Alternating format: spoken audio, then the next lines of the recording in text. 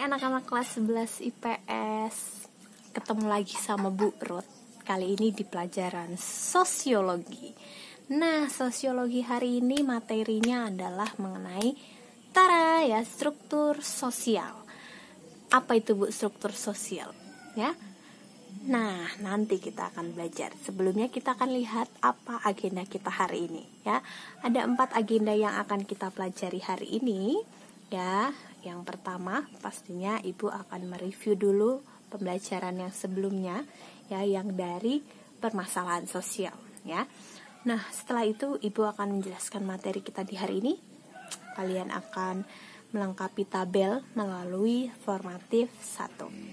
Ya, nah kita akan lihat yang pertama dulu. Langsung aja ya, nggak usah lama-lama. Kita next slide, yaitu, nah, ada gambar di sini. Kalau gambar ini ngomongin tentang apa ya? Kok kayak ada jurang, ada yang satu bagus, yang satu kok kayaknya kumuh ya. Kira-kira permasalahan sosial apa? Siapa yang ingat? Siapa yang ingat? Ya, benar sekali ya. Semoga aja Ibu mengira ada yang jawab benar. Ya, kesenjangan sosial. Ya, kalian kemarin udah pintar banget tuh ya untuk mengurangi kesenjangan sosial ini.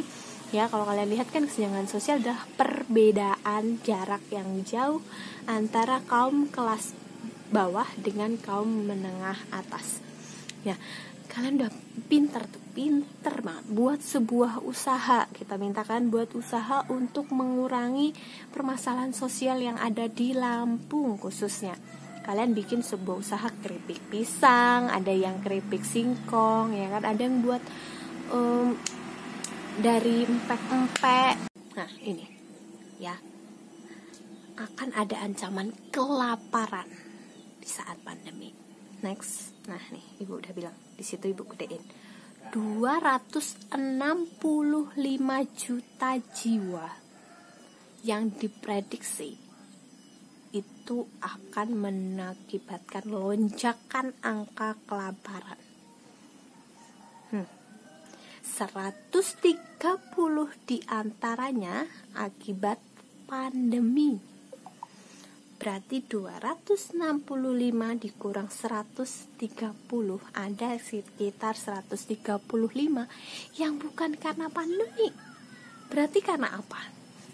Karena kesenjangan tadi, kemiskinan yang dia alami, nggak punya kerjaan, apalagi ditambah pandemi, susah banget cari kerjaan. Ya udah, mau gimana lagi? Harusnya solusi yang kalian tanamkan itu bisa mereka pakai. Ya, semoga ya mereka juga punya pemikiran yang sama. Pemerintah memberikan usaha-usaha kecil melalui koperasi atau usaha simpan pinjam yang lain untuk membuat mereka punya usaha itu. Karena sebenarnya ada di pikiran tapi maninya nggak ada.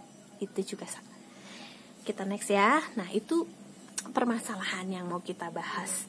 Apa kaitannya Bu dengan struktur sosial? Next. Nah, next ya, kita akan ke penjelasan materi aja langsung. Apa sih yang akan kita bahas di materi struktur sosial ini? Hanya 4. Di struktur sosial ini hanya ada 4 saja yang akan kita pelajari.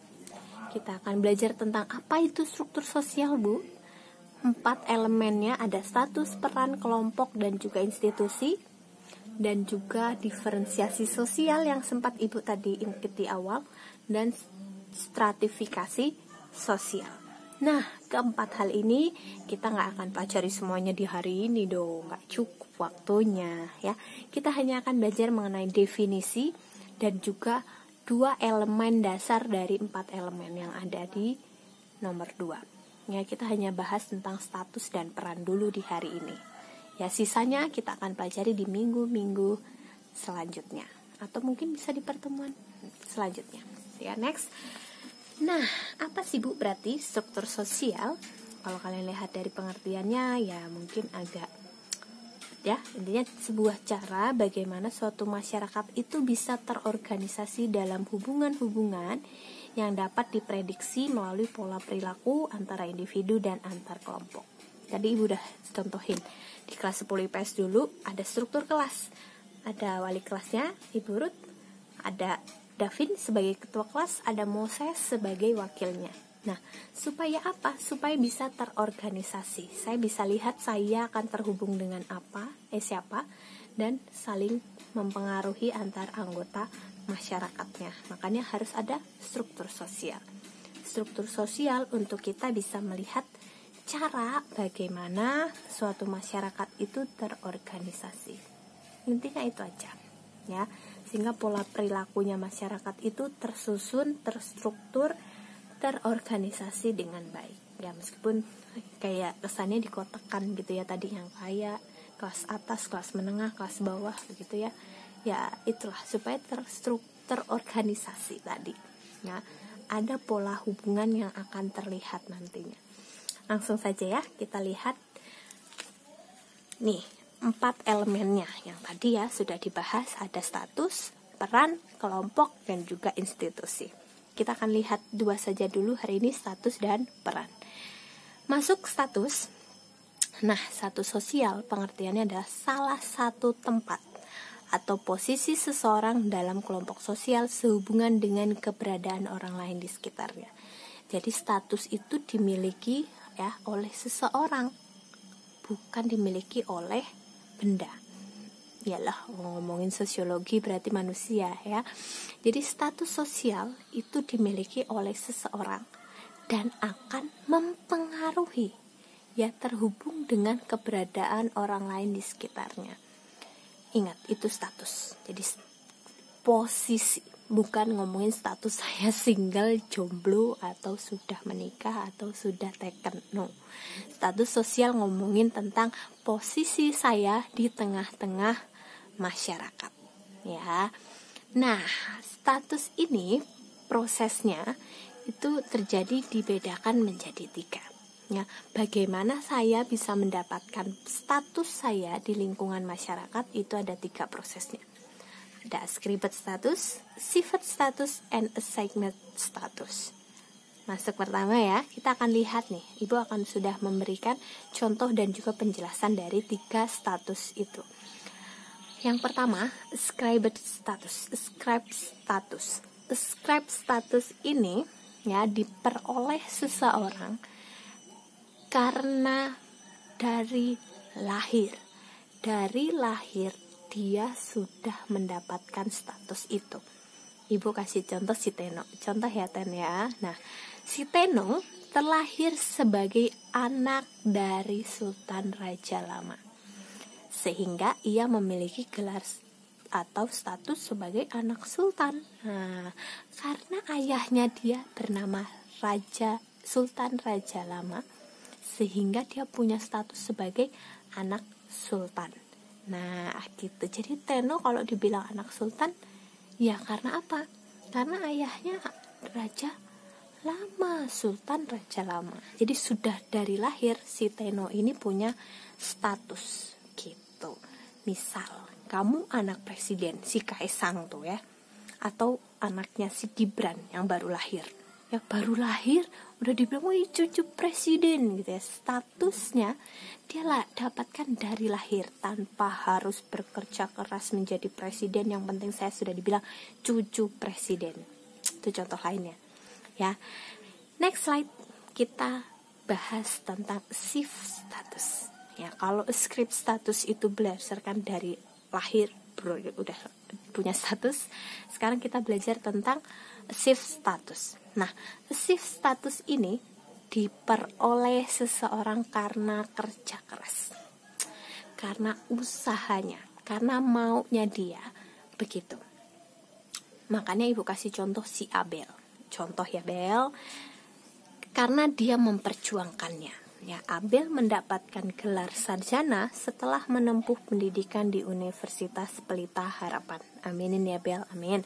Nah, si Abel punya status sebagai sarjana, misalnya sarjana pendidikan ya Bel, sarjana pendidikan karena usahanya dia berjuang meraih pendidikan sehingga dia dapat status, dapat posisi di masyarakat, dia sebagai seorang guru.